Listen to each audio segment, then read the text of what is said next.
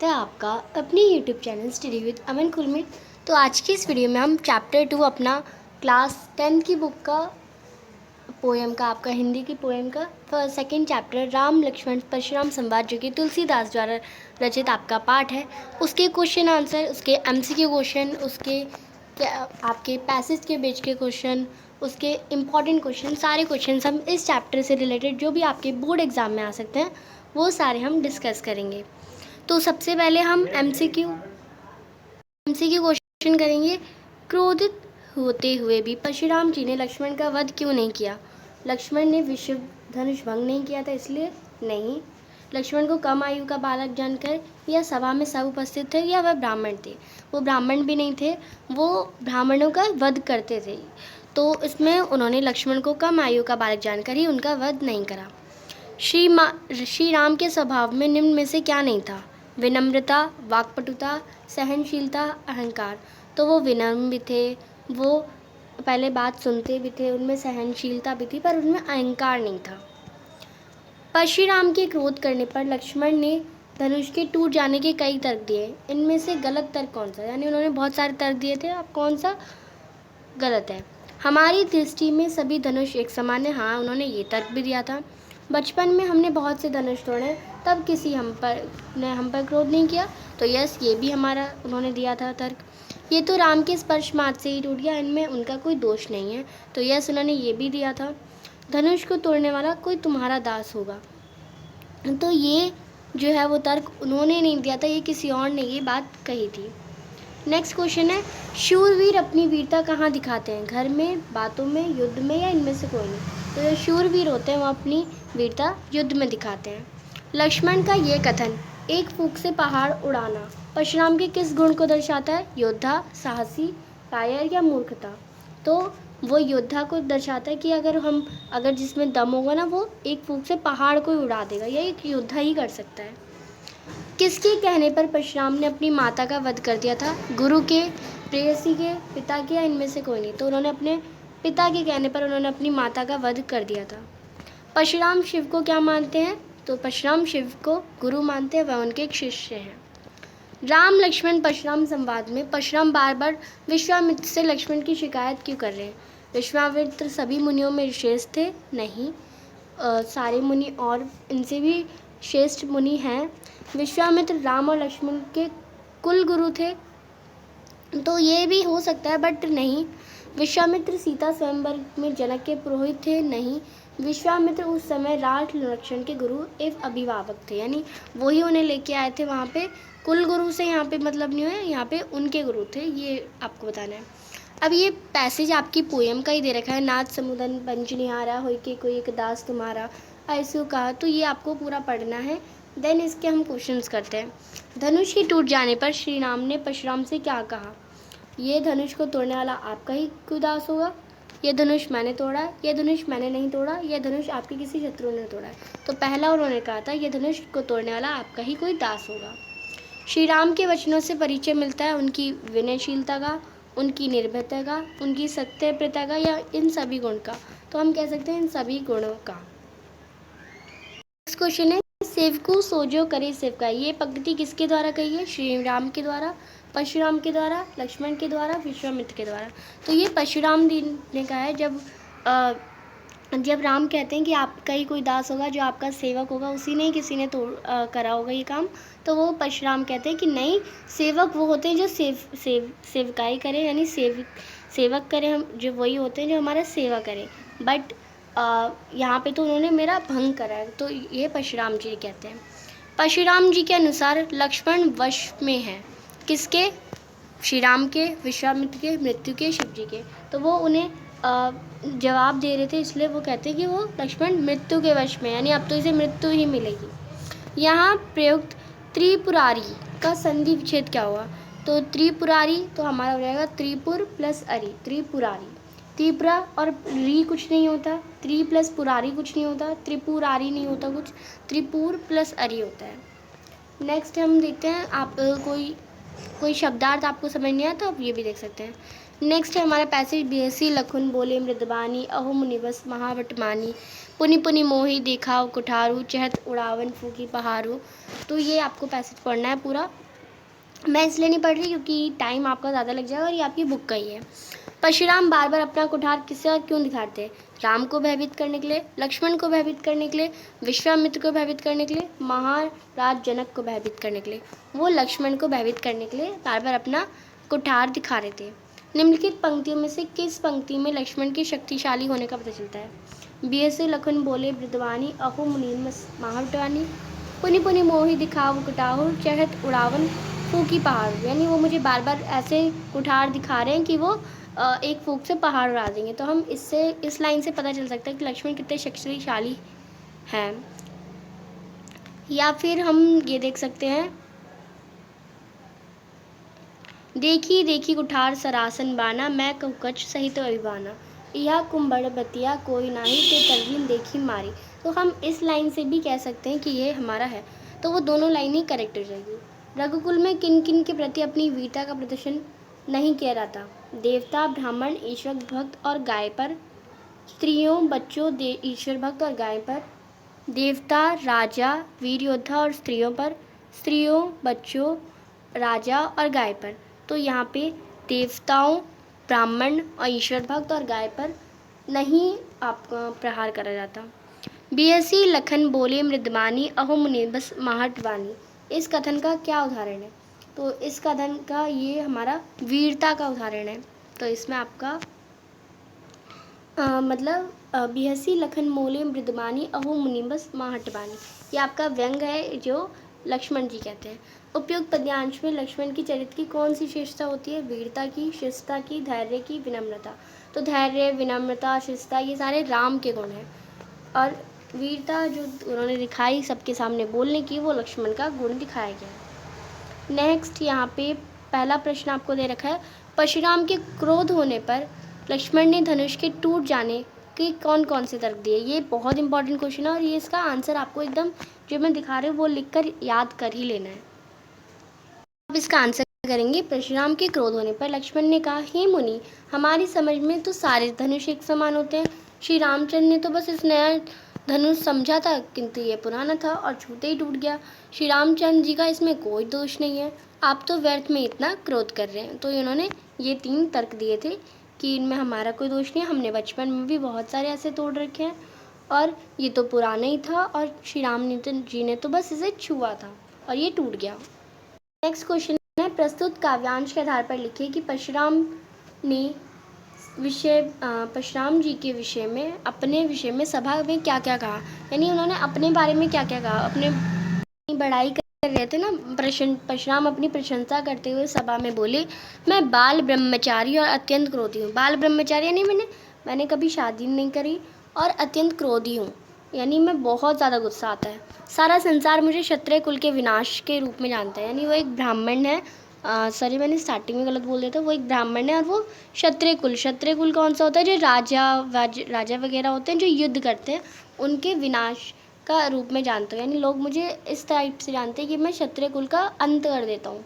अपनी भुजाओं के बल पे मैंने धरती को जीत लिया था, अनेकों बार ब्राह्मणों को दान दिया था। यानी मेरी भुजाओं में इतना दम है कि मैंने इतनी बार क्षत्रिय कुल को मार डाला है और ख़त्म कर डाला है। 1-2 ही बच जाते होंगे, बाकी सबको ख़त्म कर डाला है। और ये जो धरती है क्षत्रिय कुल को हटाकर ब्राह्मणों को दे दी थी, ब्राह्मणों को दान में दे दी थी। तो ये वो बताना चाहते थे, इस टाइप में उन्होंने अपनी प्रशंसा करी थी।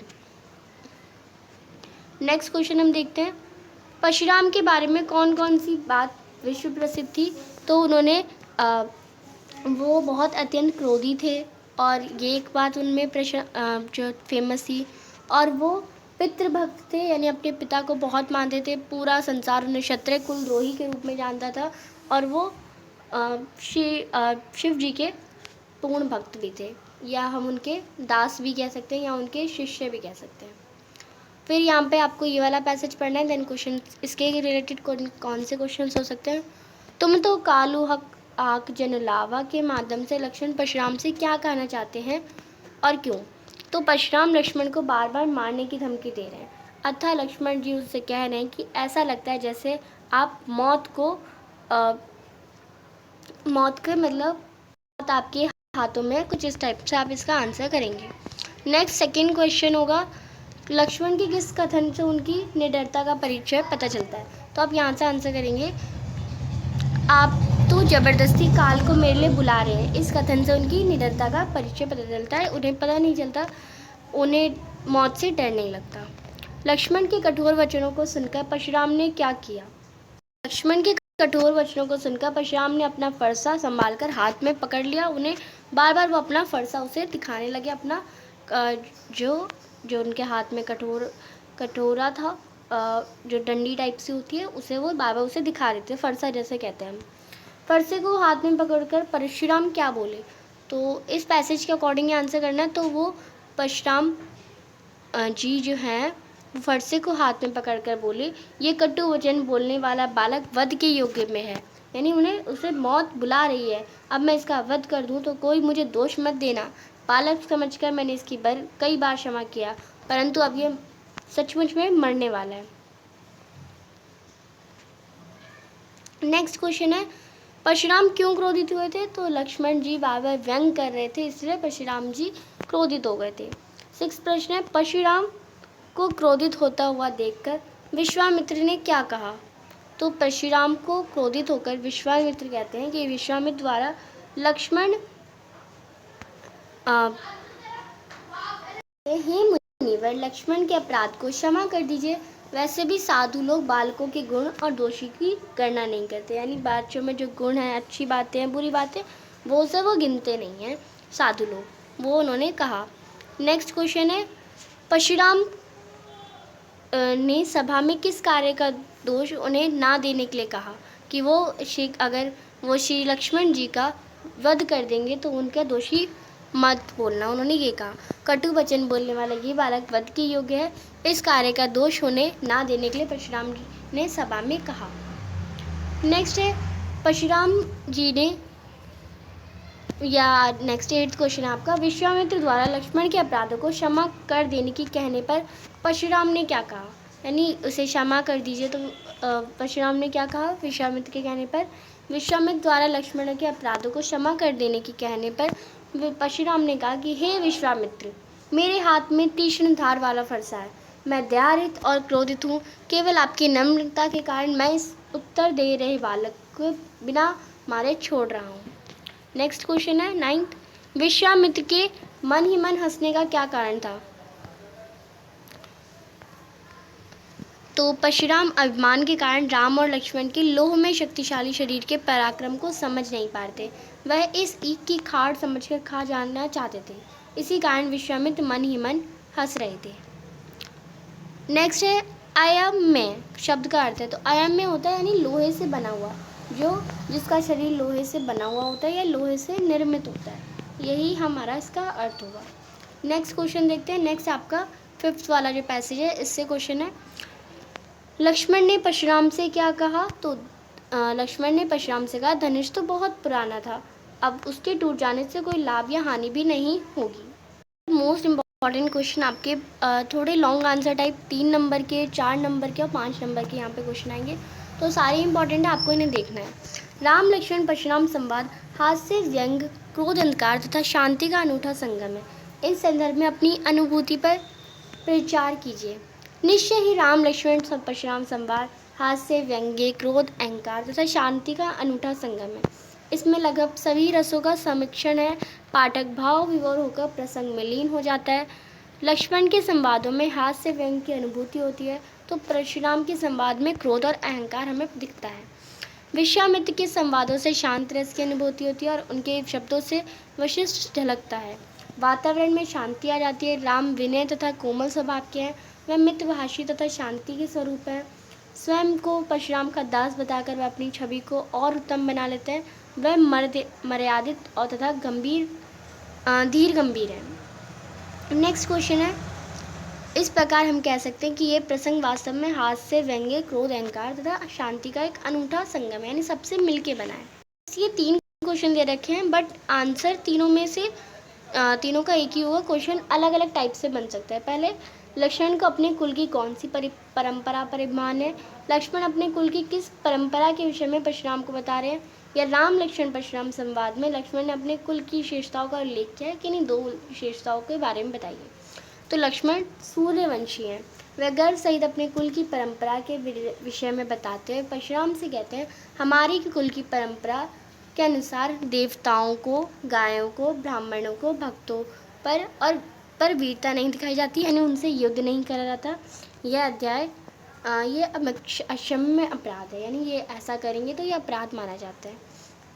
नेक्स्ट क्वेश्चन है, परशुराम ने अपनी किन विशेषताओं का उल्लेख के द्वारा लक्ष्मण को उकसाने या डराने का प्रयास किया है? तो परशुराम ने लक्ष्मण को डराते हुए सभा में बताया कि मैं बाल ब्रह्मचारी हूँ और अत्यंत क्रोधी का स्वभाव का हूँ। मैं क्षत्रियों के कुल का संहारक हूँ। ये बात इस विश्व में सभी जानते हैं कि मैं अनेक बार संपूर्ण पृथ्वी को राजाओं से विहीन कर दिया था तथा मैंने पृथ्वी को ब्राह्मणों को दान में दे दी थी। मेरा फरसा बहुत भयानक है। इसी से मैंने सहस बाहु की भुजाओं को काटकर शरीर से अलग कर दिया था। इस फरसे की भयंकरता को देखकर गर्भवती स्त्रियों के बच्चे गर्भ से भी मर जाते हैं। इस प्रकार वो अपनी प्रशंसा करते हैं लक्ष्मण को डराने के लिए। परशुराम को लक्ष्मण ने वीर योद्धा के क्या लक्षण बताए? तो लक्ष्मण जी बताते हैं, परशुराम को वीर योद्धा की विशेषताएं बताते हुए कहते हैं कि शूरवीर रण क्षेत्र में शत्रु के समक्ष पराक्रम दिखाते हैं, ना कि किसी अपनी वीरता का बखान करते हैं, यानी वो बोलते नहीं है, करके दिखाते हैं, वो भी रणभूमि में। शूरवीर ब्राह्मण, देवता, गाय और हरिभक्त पर भी अपने वीरता नहीं दिखाते। ये बातों की जगह युद्ध से प्राप्त दिखाते हैं, क्योंकि इन्हें मारने से पाप लगता है।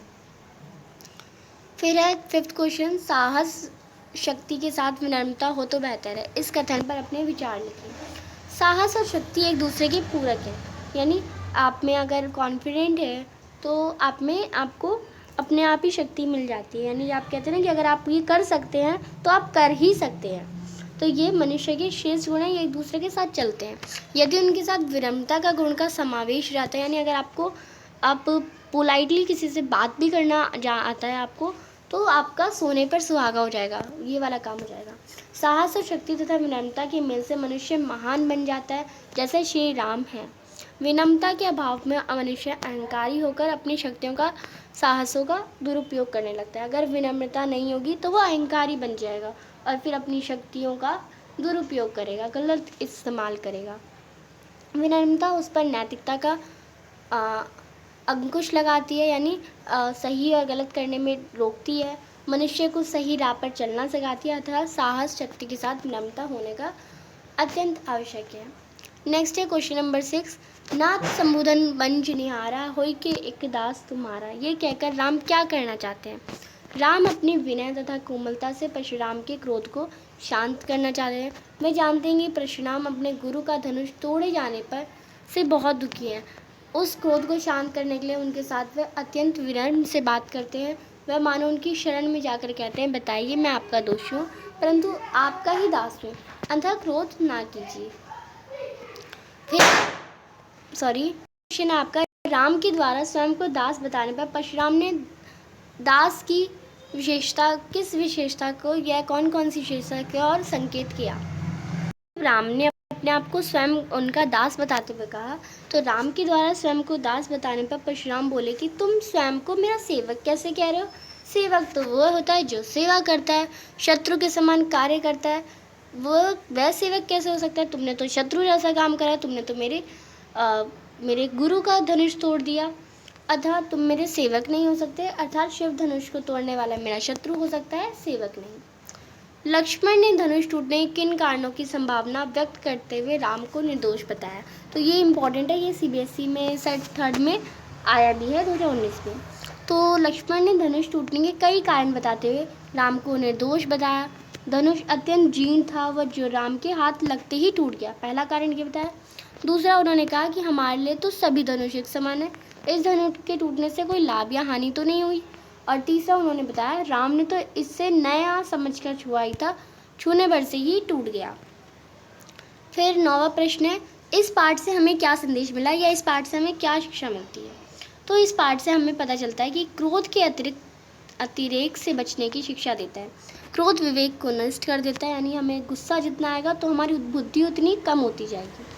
परशुराम के क्रोध एवं लक्ष्मण का उग्र व्यवहार अनजाने में अच्छी सीख देता है, यानी परशुराम जो हम गुस्सा करते हैं और लक्ष्मण जो उनकी बात का तर्क सहित उत्तर देते हैं, वो हमें एक सीख सिखाता है कि क्रोध के समान ही उग्रता का परिणाम भी कष्टकारी होता है। यानी अगर आप किसी को जवाब दे रहे हैं तो वो भी गलत है, वो भी बहुत दर्द देता है। ऐसा व्यवहार लोगों को खटकने लगता है। हमें राम समान नर्म, उदार तथा मृदु व्यवहार करना चाहिए, यानी हमें जैसे राम एकदम वो उनके शरणों में आने के लिए तैयार है, वो कहते हैं कि मैं आपका दास हूँ, हमें उस प्रकार नर्म होना चाहिए, धैर्य होनी चाहिए, क्षमाशीलता यानी किसी को क्षमा करने की, अपने आप को सॉरी बोलने की सहनशीलता होनी चाहिए, ऐसे गुण होने चाहिए। शांतिपूर्ण व्यवहार से सभी प्रश्न होते हैं। परशुराम की तरह अपने वर्चस्व स्थापित करने के लिए पराक्रम की गाथाएं स्वयं ही नहीं सुनाना चाहिए, यानी जैसे परशुराम जी ने कहा कि मेरे वार से लोग ये कर जाते हैं, मैंने पूरी धरती को ब्राह्मणों को दान दी थी क्षत्रियों का अंत करके। तो ये सब अपनी बातें, अपनी गुणों का खुद बखान नहीं करना चाहिए, खुद नहीं बोलना चाहिए। इस पाठ से हमें ये शिक्षा मिलती है। नेक्स्ट है परशुराम विश्वामित्र से लक्ष्मण की शिकायत किन शब्दों में करते हैं। तो परशुराम विश्वामित्र से लक्ष्मण की शिकायत करते हुए कहते हैं कि ये बालक तो बहुत मंदबुद्धि है और कुटिल है, काल के वंशीभूत है, यानी इसका मौत आने वाली है, होकर वह अपने कुल का घातक बन रहा है। ये सूर्यवंशी चंद्रमा का कलंक है, अत्यंत उद्दंड है और मूर्ख है। मैं तुम्हें चेतावनी देता हूँ कि क्षण भर में ये काल का ग्रास हो जाएगा और फिर तुम मुझे दोष ना देना। और आपका यहाँ पे 11th क्वेश्चन है, परशुराम के प्रति लक्ष्मण के व्यवहार पर अपने विचार लिखिए। तो परशुराम कैसा व्यवहार रखते हैं, एकदम परशुराम परमवीर हैं, लक्ष्मण परमवीर हैं। ऐसा लोग स्वतः ही निडर होते हैं, यानी वो बहुत निडर थे, वो किसी से नहीं डरते थे। परंतु किसी वीर का उग्र होना आवश्यक नहीं, यानी बात बात पे जवाब देना वो भी अच्छा नहीं होता है। हमारे विचार से एक योद्धा का धर्म अन्याय के खिलाफ आवाज़ उठाना है। परंतु जहाँ पर परशुराम और लक्ष्मण के मध्य वाद विवाद चल रहा था, ये युद्ध क्षेत्र भी नहीं था। परशुराम का असमित क्रोध, यानी वो तो बेफालतू में गुस्सा कर रहे थे, और लक्ष्मण का असमित उग्रता, दोनों ही बातें ठीक नहीं थी। और लक्ष्मण ही उनका गुस्से है, अगर कोई गुस्सा होता तो हम उसे शांति से बात बताते ना, बट लक्ष्मण जी भी उनके गुस्से में वो और आग में घी डाल देते या भड़काने वाली बातें कर रहे थे। हर बात की अति बुरी होती है, फिर भी हमारी समझ से लक्ष्मण के क्रोध की सीमा का उल्लंघन नहीं करना चाहिए था। भारतीय संस्कृति में हमें बड़ों का सम्मान करना सिखाती है, अपमान नहीं। फिर 12वां और आखिरी प्रश्न है, परशुराम विश्वामित्र से लक्ष्मण जी की शिकायत किन शब्दों में करते हैं। तो परशुराम विश्वामित्र से लक्ष्मण की शिकायत करते हुए कहते हैं कि ये बालक तो मंदबुद्धि है और कुटिल और निष्कुश है। तो ये सेम ही क्वेश्चन आ गया और ये बहुत इंपॉर्टेंट क्वेश्चन है, ये आप ध्यान रखें और इससे रिलेटेड क्वेश्चंस याद कर लें। और परीक्षा में पूछे गए कुछ क्वेश्चन यहाँ पर मैं आपको बता रही हूँ जो ज़रूर आते हैं। काव्यांश के आधार पर परशुराम के स्वभाव की 2 विशेषताएं, जो कि मैंने अभी आपको कराया भी था, ये एक इम्पॉर्टेंट क्वेश्चन है। नेक्स्ट, धनुष को तोड़ने वाला कोई तुम्हारा दास होगा, यही इसके आधार पर आपको राम के स्वभाव की टिप्पणी देना है, ये भी आपका इम्पॉर्टेंट क्वेश्चन है। लक्ष्मण ने शूरवीरों के क्या गुण बताया, ये एक इम्पॉर्टेंट है। बहुधनुही तुरिलरी कई, ये किसने कहा और क्यों। तो ये कुछ इंपॉर्टेंट क्वेश्चन है। नेक्स्ट चैप्टर हम अपनी नेक्स्ट वीडियो में करेंगे। चैनल को अभी तक सब्सक्राइब नहीं किया तो प्लीज़ सब्सक्राइब करें, वीडियो अच्छी लगी तो उसे लाइक करिए और दोस्तों के साथ शेयर ज़रूर करिए। Thanks for watching you, bye bye guys.